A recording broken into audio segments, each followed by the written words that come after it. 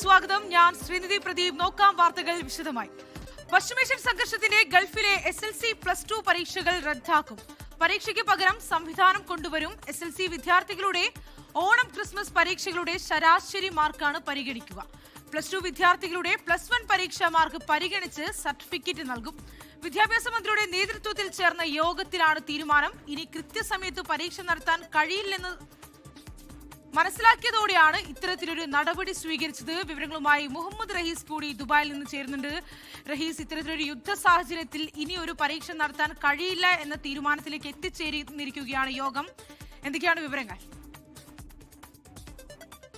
കഴിഞ്ഞ മാസം 5-ാം തീയതിയാണ് ശരിക്കും ഈ SLC +2 പരീക്ഷകളൊക്കെയും ഗൾഫ് മേഖലയിൽ ആരംഭിക്കേണ്ടിയിരുന്നത്. പക്ഷേ നമുക്കറിയാം ഫെബ്രുവരി 28-നാണ് ഈ അമേരിക്ക, ഇസ്രായേൽ, ഇറാൻ സംഘർഷമൊക്കെ ആരംഭിക്കുന്നത്. അതിന്റെ ഭാഗമായി ഗൾഫ് മേഖലയിൽ വലിയ തോതിലുള്ള ആക്രമണം ഉണ്ടാകുന്നു.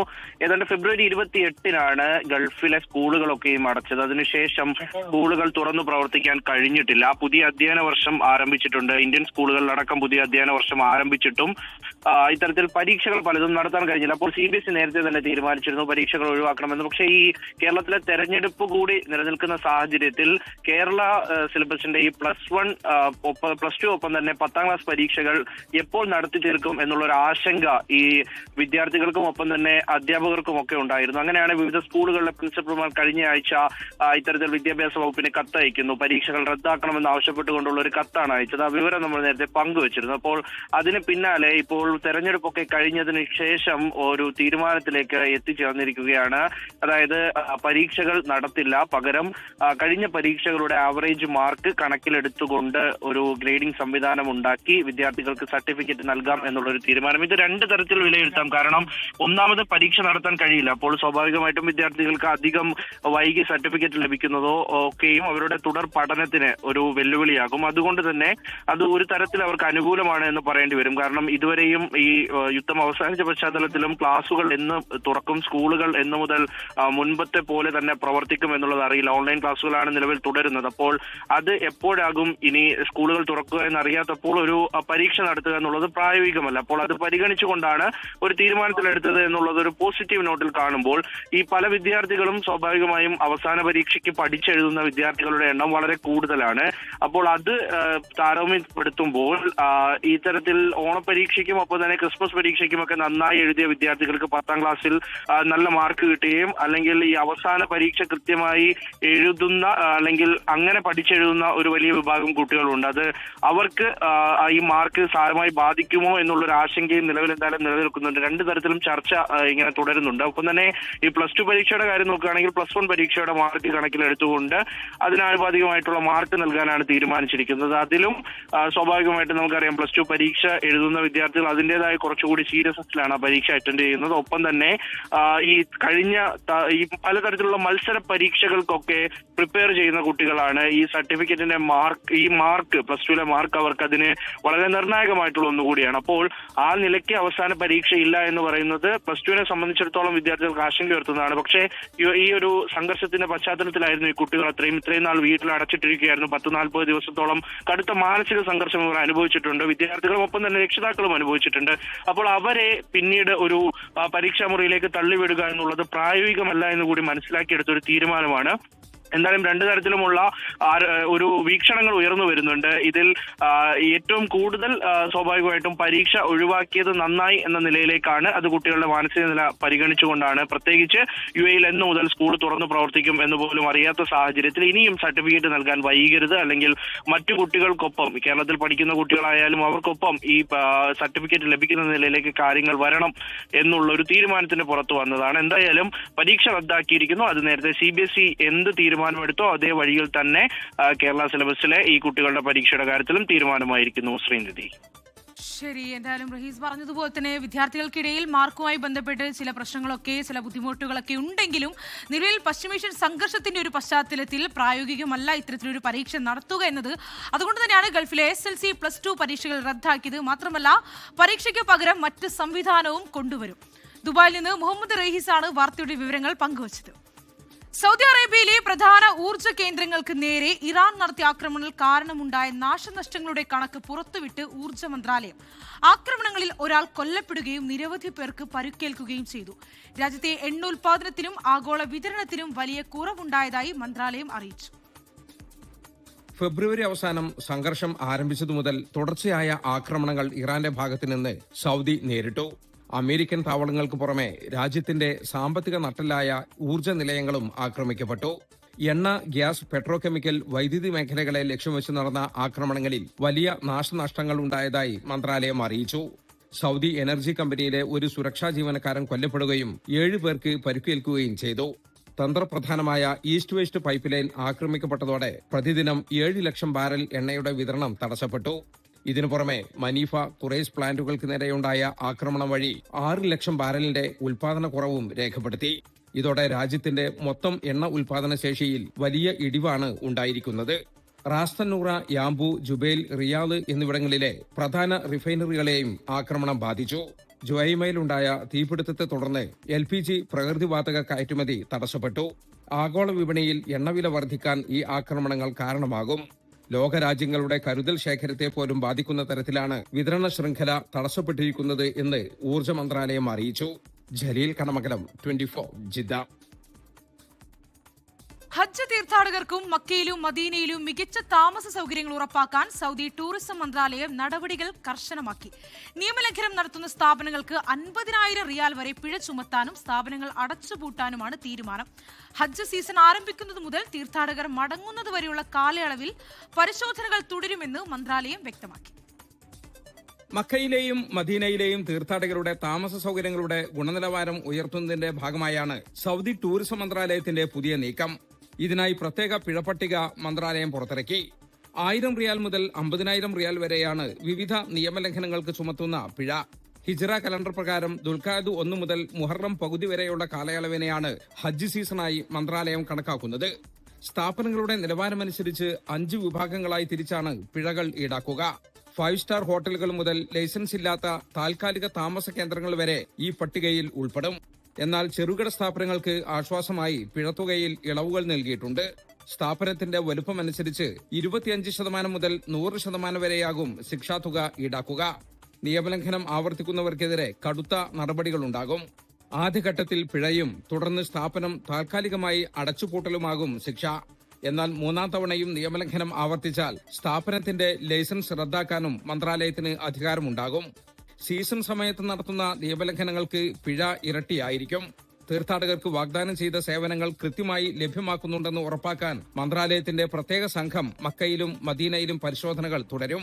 24 ജിദ്ദ. പ്രവാസികളുടെ വിഷു ആഘോഷങ്ങൾ കേമമാക്കാൻ കേരളത്തിൽ നിന്നടക്കം ഗൾഫ് രാജ്യങ്ങളിലേക്ക് ഭക്ഷ്യസാധനങ്ങൾ എത്തിച്ചു ലുലു. കണിക്കുന്നയും വെള്ളരിയും വാഴയിലയും നാളികേരവും മുതൽ സദ്യവട്ടങ്ങൾക്കുള്ള എല്ലാ ഉൽപ്പന്നങ്ങളുമാണ് ലുലു സ്റ്റോറുകളിൽ എത്തിക്കുന്നത്. പായസമേളയും ലുലുവിൽ ഒരുക്കിയിട്ടുണ്ട്. വിഷുവിനോടനുബന്ധിച്ച് ഗൾഫ് രാജ്യങ്ങളിൽ വിപണി സജീവമാവുകയാണ്. അമേരിക്ക, ഇറാൻ വെടിനിർത്തൽ പ്രഖ്യാപനം വ്യാപാര മേഖലയെ ഉണർത്തിയിട്ടുണ്ട്. വിഷു ആഘോഷങ്ങൾക്കായി കൊച്ചിയിൽ നിന്ന് പ്രത്യേക വിമാനങ്ങളിലായി 3200ഓളം ടൺ പഴം പച്ചക്കറികളാണ് GCCയിലെ ലുലു സ്റ്റോറുകളിലേക്ക് എത്തിക്കുന്നത്. കേരളത്തിലെ കാർഷിക മേഖലയിൽ നിന്നടക്കം നേരിട്ട് സംഭരിച്ച പഴം പച്ചക്കറികളാണ് ലുലു ഗ്രൂപ്പിന്റെ ഫെയർ എക്സ്പോർട്സിന്റെ നേതൃത്വത്തിൽ ഗൾഫിലേക്ക് കയറ്റുമതി ചെയ്യുന്നത്. 100 ടൺ പഴം പച്ചക്കറികൾ കൊച്ചിയിൽ നിന്ന് അബുദാബിയിലേക്ക് എത്തിച്ചു. ഇന്നും ഇതേ അളവിൽ പഴം പച്ചക്കറികൾ പ്രത്യേക വിമാനത്തിൽ അബുദാബിയിലെത്തും. കുവൈറ്റിലേക്ക് 50 ടൺ പഴം പച്ചക്കറികളും കൊച്ചിയിൽ നിന്ന് ലഭ്യമാക്കുന്നുണ്ട്. കണിയൊരുക്കാനും സദ്യവട്ടങ്ങൾക്കുമായി ഉൽപ്പന്നങ്ങളുടെ വിപുലമായ ശേഖരം ലുലു സ്റ്റോറുകളിൽ ഒരുക്കിയിട്ടുണ്ട്. 20ലധികം പായസങ്ങളുമായി പായസമേളയും സജീവമാണ്. കൂടാതെ 23 തരം വിഭവങ്ങളടങ്ങുന്ന വിഷു സദ്യയുടെ പ്രീ ബുക്കിംഗും ആരംഭിച്ചു. വിഷു ഉൽപ്പന്നങ്ങളുടെ കൃത്യമായ ലഭ്യതയും വിലസ്ഥിരതയും ഉറപ്പുവരുത്തുമെന്നും ആശങ്ക വേണ്ടെന്നും Lulu group chairman MA Yusuffali നേരത്തെ വ്യക്തമാക്കിയിരുന്നു. 24 ദുബായ്. കൂട്ടിയും കിഴിച്ചും മുന്നണികൾ.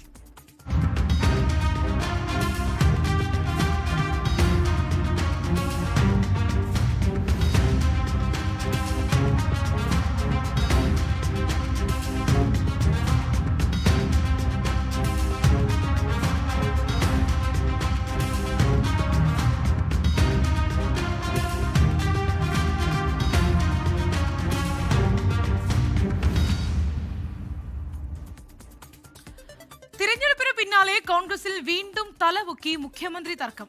രമേശ് ചെന്നിത്തല മുഖ്യമന്ത്രിയാകണമെന്ന കെ സുധാകരന്റെ പരാമർശത്തിൽ തെറ്റില്ലെന്ന് AICC general secretary KC Venugopal പറഞ്ഞു.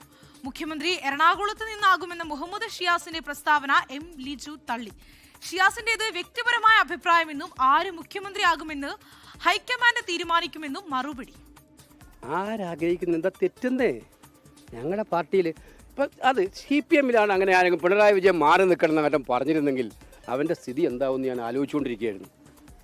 അങ്ങനെ അങ്ങോട്ട് ഒരാൾ പറഞ്ഞു പോയാൽ എന്താവും സ്ഥിതി? തീർച്ചയായും അദ്ദേഹത്തിൻ്റെ വ്യക്തിപരമായ അഭിപ്രായമായിട്ട് മാത്രമേ നമുക്കതിനെ അത് അദ്ദേഹം ദുരുദ്ദേശത്തിലൊന്നും അല്ല. എനിക്ക് തോന്നുന്നു എറണാകുളം DC പ്രസിഡന്റിൻ്റെ ഒരു ആഗ്രഹം അദ്ദേഹം പ്രകടിപ്പിച്ചു എന്നുള്ളത് മാത്രമാണ് എനിക്ക് മനസ്സിലാക്കാൻ സാധിക്കുന്നത്. അങ്ങനെ ആയിരിക്കുള്ളൂ, അത് വ്യക്തിപരമാണ്. ഉപമുഖ്യമന്ത്രി പദവുമായി ബന്ധപ്പെട്ട PK കുഞ്ഞാലിക്കുട്ടിയുടെ നിലപാട് തള്ളി യൂത്ത് ലീഗ് സംസ്ഥാന അധ്യക്ഷൻ പാണക്കാട് മുനവർ അലി ശിഹാബ് തങ്ങൾ.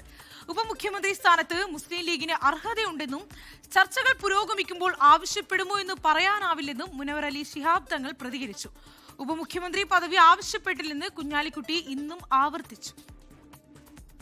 UDF-ന്റെ വിജയമാണ് പ്രധാനമെന്നും ഉപമുഖ്യമന്ത്രി പദവി പോലുള്ള ആലങ്കാരിക പദവികൾ ലീഗ് ആവശ്യപ്പെട്ടിട്ടില്ലെന്നുമാണ് വോട്ടെടുപ്പിന് മുൻപ് കുഞ്ഞാലിക്കുട്ടി വ്യക്തമാക്കിയത്. മലപ്പുറത്ത് നിന്ന് ഒരു ഉപമുഖ്യമന്ത്രി അതൊന്നും ഒരു പ്രസക്തി ഇല്ലാത്ത കാര്യങ്ങളാണ്, മനസ്സിലായില്ല. ഞങ്ങൾക്ക് യാതൊരു താല്പര്യവുമില്ല. എന്നാൽ വോട്ടെടുപ്പിന് ശേഷം youth league president Panakkad Munavar Ali Shihab Thangal ഉപമുഖ്യമന്ത്രി പദവിക്ക് ലീഗിന് അർഹതയുണ്ടെന്ന് വ്യക്തമാക്കി. പദവി ആവശ്യപ്പെടുമോ എന്ന് ഇപ്പോൾ പറയാനാകില്ലെന്നും മുനവർ അലി തങ്ങൾ. അല്ല, ഉപമുഖ്യമന്ത്രി സ്ഥാനം ലീഗ് നേരത്തെ വഹിച്ചിട്ടുണ്ട്, അതിന് ഞങ്ങൾ അർഹരാണ്. ആ സമയത്തുള്ള ചർച്ചകളല്ലേ, അപ്പോൾ അത് കഴിഞ്ഞിട്ട് ആ സമയത്തുള്ള ചർച്ചകളിൽ ആ സമയത്ത് നോക്കാം. UDF-ന്റെ വിജയപ്രതീക്ഷ പങ്കുവയ്ക്കാൻ വാർത്താ സമ്മേളനം നടത്തിയ കുഞ്ഞാലിക്കുട്ടി ഇന്നും അത്തരം ചർച്ചകൾക്ക് പ്രസക്തിയില്ലെന്ന് ആവർത്തിച്ചു. ഞങ്ങളതൊന്നും ആവശ്യപ്പെട്ടിട്ടില്ല, മറ്റ് അങ്ങനെയുള്ള ചർച്ചകളൊന്നും കൊണ്ടുവരാൻ ഞങ്ങൾ ആഗ്രഹിച്ചിട്ടുണ്ട്. ഇതോടെ UDF-ന് ഭൂരിപക്ഷം ലഭിച്ചാൽ ഉപമുഖ്യമന്ത്രി പദവി അടക്കമുള്ള കാര്യങ്ങളിൽ ലീഗിൽ ചർച്ച നടക്കുമെന്ന് ഉറപ്പാണ്. 24 മലപ്പുറം. വോട്ടെടുപ്പിന് പിന്നാലെ ക്രൈസ്തവ സഭാ മെത്രാൻമാരെ അധിക്ഷേപിച്ച് BJP നേതാവ് PC ജോർജ്. UDF-ന് വോട്ട് ചെയ്യാൻ കാഞ്ഞിരപ്പള്ളി ബിഷപ്പ് നിർദ്ദേശം നൽകിയെന്നാണ് PC ജോർജിന്റെ ആരോപണം. BJP-ക്കെതിരെ എഴുതുന്ന ദീപിക പത്രം സഭയുടെ മുഖപത്രമാണെന്ന് പറയാൻ സാധിക്കില്ലെന്ന് ഷോൺ ജോർജ് പറഞ്ഞു.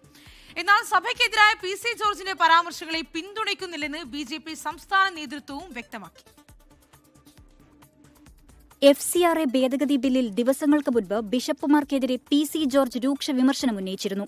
ഇതിന് പിന്നാലെയാണ് വോട്ടെടുപ്പിന് പിറ്റേന്ന് വീണ്ടും PC ജോർജ് രംഗത്ത് വന്നത്. UDF-ന് വോട്ട് ചെയ്യാൻ കാഞ്ഞിരപ്പള്ളി ബിഷപ്പ് നിർദ്ദേശം നൽകിയെന്നാണ് PC ജോർജിന്റെ ആരോപണം. രാഷ്ട്രീയം പറയുന്ന ബിഷപ്പുമാരെ രാഷ്ട്രീയമായി കാണുമെന്നും പ്രതികരണം. കാഞ്ഞിരപ്പള്ളി ബിഷപ്പ് ഒരു മര്യാദക്കാരനാണെന്ന് ജനം വിചാരിക്കുന്നു. മടങ്ങളിലെല്ലാം വിളിച്ച് UDF വോട്ട് ചെയ്യാൻ പറഞ്ഞു. മര്യാദയാണ് കാണിച്ചത്. അതുപോലെ അയക്കെന്താ അവകാശം? അവന്മാർക്ക് എന്ത് കിട്ടിയിട്ടാണ് ഈ സഭ ഇങ്ങനെ വൃത്തിയായിട്ട പണി ചെയ്യുന്നത്? നാണം കെട്ടവന്മാര്. ബോധം വിവരം വേണ്ട ഇവനൊക്കെ. കത്തോലിക്ക സഭ മുഖപത്രം ദീപികയ്ക്കെതിരെയും PC ജോർജ്. അത് നിങ്ങൾ പത്രം എടുത്തോ? 3 സ്ഥാനാർത്ഥി മത്സരിക്കുക. എൻ്റെ പേരോ പടമോ ഇന്നുവരെ വന്നിട്ടില്ല ദീപികയിൽ. മൂന്നാമത്തെ മുന്നിൽ സ്ഥാനാർത്ഥിയോട് പറയാനുള്ള മര്യാദ കാണിക്കട്ടെ ഇവന്മാർ, വൃത്തികെട്ടവന്മാർ.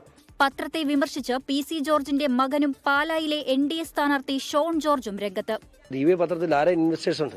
അത് ഇനി ഞാൻ പിതാക്കന്മാരുടെ അടുത്ത് എല്ലാവരും കാണാൻ പോവുകയാണ്. ചില വ്യക്തികൾ വഴി പിണറായി വിജയനും പോലും അതിനകത്ത് ഇൻവെസ്റ്റ്മെന്റ് ഉണ്ട്. എന്നാൽ സഭയ്ക്കെതിരായ PC ജോർജിന്റെ പരാമർശങ്ങളെ പിന്തുണയ്ക്കുന്നില്ലെന്ന് BJP സംസ്ഥാന നേതൃത്വം. PC ജോർജ് അദ്ദേഹത്തിൻ്റെതായ രീതിയിൽ പറയും. അത് പാർട്ടിയുടെ നിലപാടല്ല, അത് അദ്ദേഹത്തിന്റെ സ്വകാര്യമായിട്ട് അദ്ദേഹത്തിന്റെ ഒരു രീതിയുണ്ടല്ലോ, അത് കേരളത്തിലെ എല്ലാവർക്കും അറിയാവുന്നതാണ്. PC ജോർജിന്റെയും ഷോണിന്റെയും പ്രസ്താവനയ്ക്കെതിരെ ജോസ് കെ മാണി രംഗത്ത് വന്നു. ഇവരുടെയൊക്കെ സ്വഭാവം നമ്മൾ നേരത്തെ കണ്ടിട്ടുണ്ട്. ഈ കള നാണയങ്ങളും ആ മുഖം മൂടി ഇന്ന് പുറത്ത് വന്നിരിക്കുന്നു, ജനങ്ങൾ തിരിച്ചറിഞ്ഞിരിക്കുന്നു എന്നതാണ്. ഇനി BJP അത് തിരിച്ചറിയും ഉടനെ തന്നെ. ഇതിനിടെ PC ജോർജിന്റെ പ്രസ്താവനയിൽ പ്രതിഷേധിച്ച് കത്തോലിക്ക കോൺഗ്രസും പത്രക്കുറിപ്പിറക്കി. പ്രസ്താവനകൾ തുടർന്നാൽ പ്രതിഷേധം ശക്തമാക്കുമെന്നാണ് കത്തോലിക്ക കോൺഗ്രസ് പറയുന്നത്. ക്രൈസ്തവ സഭകളുമായി അടുക്കാനുള്ള BJP-യുടെ ശ്രമങ്ങൾ പാളിപ്പോയെന്ന സൂചനയായാണ് PC ജോർജിന്റെയും ഷോണിന്റെയും പ്രതികരണങ്ങളെ വിലയിരുത്തുന്നത്. 24 കോട്ടയം. തിരഞ്ഞെടുപ്പ് കഴിഞ്ഞതിനു പിന്നാലെ G സുധാകരന്റെ ആരോപണങ്ങൾക്ക് മറുപടിയുമായി CPIM. അധിക്ഷേപം നിർത്തിയില്ലെങ്കിൽ കടുത്ത രീതിയിൽ മറുപടി പറയേണ്ടി വരുമെന്ന് CPIM നേതാവ് സജി ചെറിയാൻ പറഞ്ഞു. ചെയ്തതിനും പറഞ്ഞതിനുമൊക്കെ സുധാകരൻ അനുഭവിക്കുമെന്നും സജി ചെറിയാൻ തുറന്നടിച്ചു. ചെങ്ങന്നൂരിലും അമ്പലപ്പുഴയിലും LDF പരാജയം ഉറപ്പിച്ചതിന്റെ തെളിവാണ് സജി ചെറിയാന്റെ പ്രതികരണമെന്ന് M ലിജു പറഞ്ഞു. പാർട്ടി വിട്ട UDF പാളയത്തിലെത്തിയ G സുധാകരന്റെ പതിവ് രീതിയായിരുന്നു CPIM-നും നേതാക്കൾക്കുമെതിരായ കടന്നാക്രമണം. സജി ചെറിയാനും എച്ച് സലാമും ആർ നാസറും CS സുജാതയും നിരന്തര വിമർശനങ്ങൾക്ക് വിധേയരായി. തിരഞ്ഞെടുപ്പ് കഴിഞ്ഞതോടെ ശക്തമായ ഭാഷയിൽ തിരിച്ചടിച്ച സജി ചെറിയാൻ. ഞങ്ങളെ വിട്ടേക്കുന്നു. അദ്ദേഹത്തോട് ഞാൻ പറയുന്നത് ഞങ്ങളെ വിട്ടേക്കുക. ഞങ്ങളുടെ പാർട്ടിയെയും ഞങ്ങളുടെ പാർട്ടി നേതാക്കന്മാരെ അതേ ഇനി ആക്ഷേപിക്കാൻ പറ്റുന്നു. എൻ്റെ പോയിന്റ് അതാണ്. അദ്ദേഹം വിട്ടേക്കുക. ഞങ്ങൾ തമ്മിലുള്ള ആ പഴയ റിലേഷൻ പോയി. അതുണ്ടായിരുന്നു. അങ്ങേയറ്റം സ്നേഹവും ബഹുമാനവും ഉണ്ട്. അത് കഴിഞ്ഞു. ഇനി അദ്ദേഹം വേറൊരു പാർട്ടിയുടെ ഭാഗമായി നിന്നിട്ട് ഇനി ഞങ്ങളെ ആക്ഷേപിക്കാൻ വരുമ്പോൾ ആ പാർട്ടിയുടെ ആളായിട്ട് ഞങ്ങൾ അദ്ദേഹത്തെ കാണത്തുള്ളൂ. വേണുഗോപാലിനോ സതീശനോ രമേശ് ചെന്നിത്തലയ്ക്കോ ഇല്ലാത്ത ആവേശം ജി സുധാകരന് വേണ്ട. ജി സുധാകരന് പിന്തുണ നൽകിയ കോൺഗ്രസിനും നേതാക്കൾക്കും കടുത്ത വിമർശനം. വേണുഗോപാല് ആലപ്പുഴ കടലിൽ ചാടിച്ചാവും എഴുതി വെച്ചു. എനിക്ക് വേണുഗോപാലിന് ഭയങ്കര ഇഷ്ടമാണ്. കായലിൽ ചാടുമല്ല, കടലിൽ ചാവും. കായലിൽ ചായ പിന്നെ ആയാലും വോട്ട് വന്ന് രക്ഷപ്പെടുത്തും. കടലിൽ അതുപോലും ഇല്ല. ഈ അസംബ്ലി ഇലക്ഷൻ റിസൾട്ടൊക്കെ വരണം, അപ്പോൾ കാണാം. ചെങ്ങന്നൂരിലും അമ്പലപ്പുഴയിലും പരാജയം ഉറപ്പിച്ചു എന്നതിന്റെ തെളിവാണ് സജി ചെറിയാന്റെ പ്രതികരണമെന്ന് കോൺഗ്രസ് നേതാവ് M. ലിജു. കടലിൽ ചാടേണ്ടി വരും എന്നൊരു പരാമർശം കണ്ടു. കടലിൽ ചാടേണ്ടി വരും എന്നത് മെയ് 4 റിസൾട്ട് വരുമ്പോൾ കടലിൽ ചാടേണ്ടി വരുന്നത് ആരാണെന്നുള്ള കാര്യം കേരളത്തിൽ അറിയാം. ശ്രീ പിണറായി വിജയനും സജി ചെറിയാനുമൊക്കെ നീന്തൽ അറിഞ്ഞിരിക്കുന്നത് നന്നായിരിക്കും എന്നൊരു പ്രതികരണമാണ് എനിക്ക് ഈ കാര്യത്തിൽ. പ്രത്യേകിച്ച് സാധാരണ ഈ കുളത്തിലും ചെറിയ തോട്ടിലുമൊക്കെ നീന്തുന്ന കാര്യം പോരാ, കടലിൽ ചാടുന്ന കാര്യം വരേണ്ടി വരുമ്പോൾ സ്വാഭാവികം കടൽ തിരമാലകൾക്കൊത്ത് നീന്താൻ പഠിക്കേണ്ടി വരും. വിമർശനങ്ങളോട് പ്രതികരിക്കാൻ ജി സുധാകരൻ തയ്യാറായില്ല. 24 ആലപ്പുഴ. കൊമേഴ്സ് പ്രൊഫഷണൽ കോഴ്സുകളിലെ പുതിയ പരീക്ഷാ ഫലങ്ങളിൽ കേരളത്തിലെ പ്രമുഖ കൊമേഴ്സ് പ്രൊഫഷണൽ ട്രെയിനിംഗ് സ്ഥാപനമായ ലോജിക് സ്കൂൾ ഓഫ് മാനേജ്മെന്റിന് വീണ്ടും ശ്രദ്ധേയമായ നേട്ടം. ഡിസംബർ ജനുവരി പരീക്ഷാ വിൻഡോകളിൽ CA, CMA, ACCA പരീക്ഷകളിൽ വെരാൻഡ ഗ്രൂപ്പിന്റെ വിദ്യാഭ്യാസ സ്ഥാപനങ്ങളിലെ 246 വിദ്യാർത്ഥികൾ ഓൾ ഇന്ത്യ റാങ്ക് സ്വന്തമാക്കി. CA ഫൈനൽ പരീക്ഷയിലെ ഇന്ത്യയിലെ ടോപ്പ് 3 റാങ്കുകളും ഇതിൽ ഉൾപ്പെടുന്നു. കേരളത്തിൽ വെരാൻഡ ഗ്രൂപ്പിനെ പ്രതിനിധീകരിച്ച് 21 വർഷമായി പ്രവർത്തിച്ചു വരുന്ന ലോജിക് സ്കൂൾ ഓഫ് മാനേജ്മെന്റ് വഴിയും വിദ്യാർത്ഥികൾ ശ്രദ്ധേയമായ നേട്ടങ്ങൾ സ്വന്തമാക്കി. കൊച്ചി സ്വദേശിനിയായ അപർണ റായ്റൂത്ത് CA ഫൗണ്ടേഷൻ പരീക്ഷയിൽ ഓൾ ഇന്ത്യ തലത്തിൽ 11ാം റാങ്ക് നേടി. ACCA സ്ട്രാറ്റജിക് ബിസിനസ് റിപ്പോർട്ടിംഗ് പരീക്ഷയിൽ ഫെലിക്സ് റോയ് ആഗോളതലത്തിൽ 8ാം റാങ്കും ഓൾ ഇന്ത്യ തലത്തിൽ 2ാം റാങ്കും സ്വന്തമാക്കി. CMA കാറ്റ് പരീക്ഷയിൽ ഓൾ ഇന്ത്യ തലത്തിൽ അഞ്ജലി 18ാം റാങ്ക് നേടി. ഇതോടെ ഗൾഫ് ടുഡേ പൂർണ്ണമാവുകയാണ്. എല്ലാ പ്രേക്ഷകർക്കും ശുഭരാത്രി. നമസ്കാരം.